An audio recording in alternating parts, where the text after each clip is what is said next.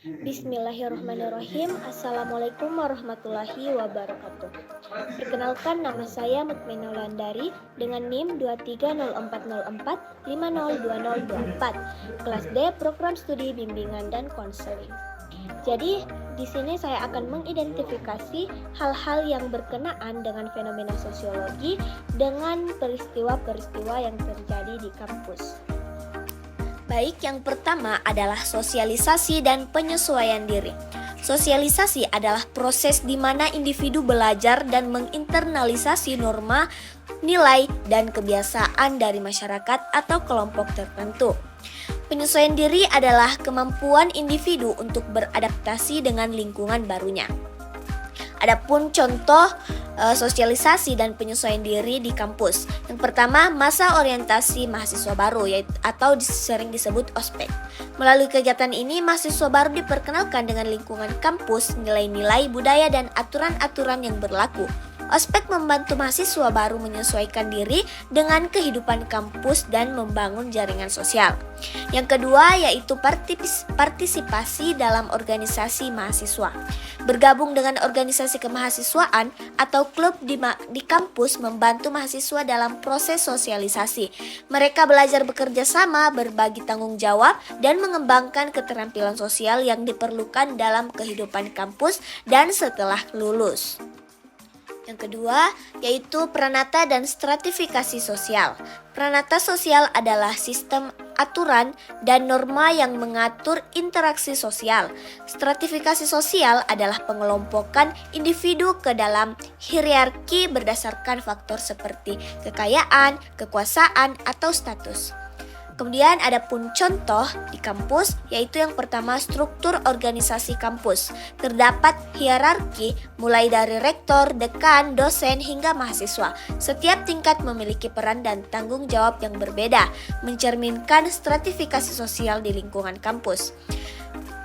Kemudian prestasi akademik dan beasiswa. Mahasiswa dengan prestasi akademik tinggi atau yang berasal dari latar belakang ekonomi yang kurang mampu mungkin mendapatkan beasiswa.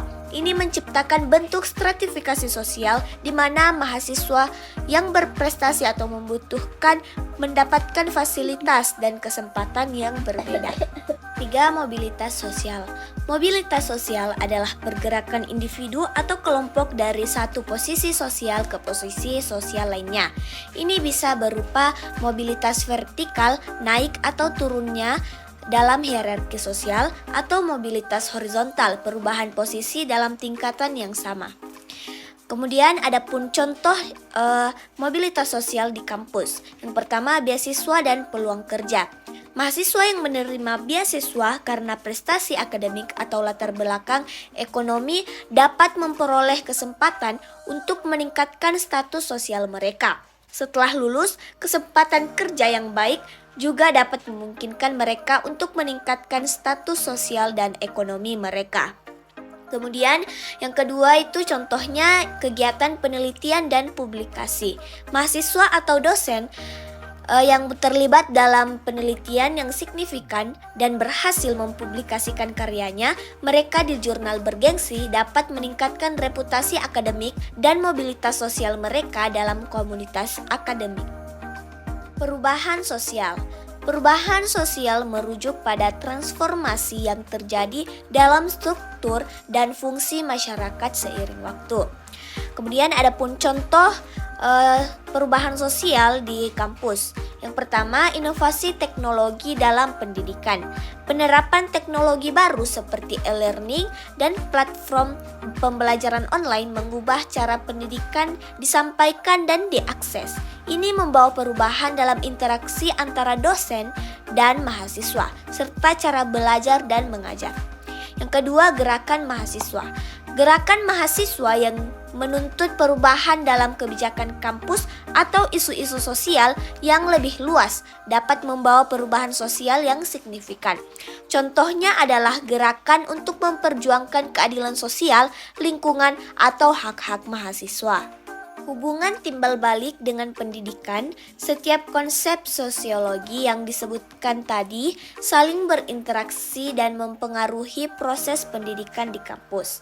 Sosialisasi dan penyesuaian diri membantu mahasiswa beradaptasi dan berkembang dalam lingkungan akademik.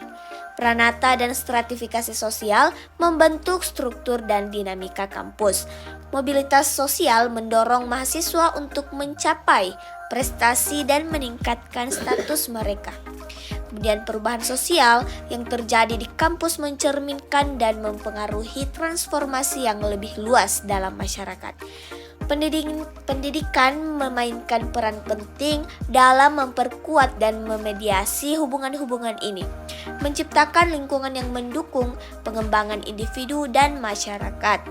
Selanjutnya yaitu konsep-konsep antropologi. Yang pertama, kebudayaan. Kebudayaan adalah kumpulan nilai, norma, kebiasaan, tradisi, dan praktik yang dimiliki oleh suatu kelompok masyarakat. Di kampus, kebudayaan mencakup berbagai aspek kehidupan akademik dan sosial. Adapun contoh kebudayaan di kampus, yang pertama tradisi akademik.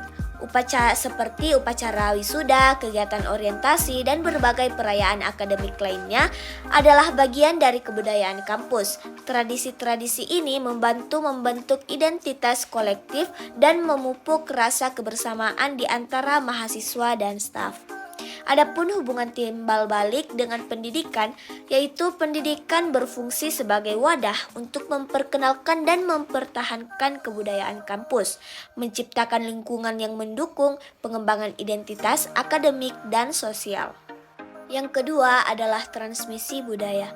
Transmisi budaya adalah proses melalui mana nilai-nilai, norma, dan praktik budaya ditransmisikan dari satu generasi ke generasi berikutnya. Contoh yang berada di kampus yaitu kurikulum dan pengajaran. Dosen dan pengajar menyampaikan pengetahuan, nilai-nilai, dan tradisi akademik kepada mahasiswa. Ini termasuk pengajaran tentang sejarah, budaya, dan perkembangan ilmu pengetahuan. Adapun hubungan timbal balik dengan pendidikan yaitu melalui kegiatan pengajaran dan ekstrakurikuler. Kampus menjadi tempat utama untuk transmisi budaya, memastikan nilai-nilai dan tradisi akademik diturunkan ke generasi berikutnya. Ketiga adalah budaya-budaya belajar. Budaya-budaya belajar merujuk pada cara-cara yang berbeda di mana kelompok-kelompok tentu belajar dan mengajar yang dipengaruhi oleh konteks budaya mereka. Contoh budaya-budaya belajar yang sering terjadi di kampus yaitu pendekatan kolaboratif versus individualis. Di beberapa budaya, pembelajaran kolaboratif lebih dihargai daripada pembelajaran individualis. Di kampus, hal ini bisa terlihat dalam bentuk kelompok studi, proyek kelompok, atau diskusi kelas.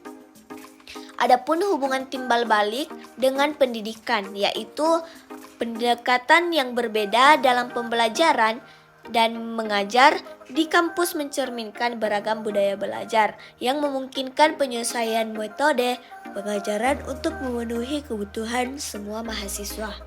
Yang terakhir, pendidikan multikultural. Pendidikan multikultural adalah pendekatan pendidikan yang mengakui dan menghargai keragaman budaya dalam proses belajar dan mengajar. Contoh di kampus yaitu kurikulum yang inklusif. Kampus yang menerapkan pendidikan multikultural mengintegrasikan persepsi dari berbagai budaya dalam kurikulumnya. Ini dapat meliputi studi tentang sejarah, literatur, dan tradisi berbagai kelompok budaya.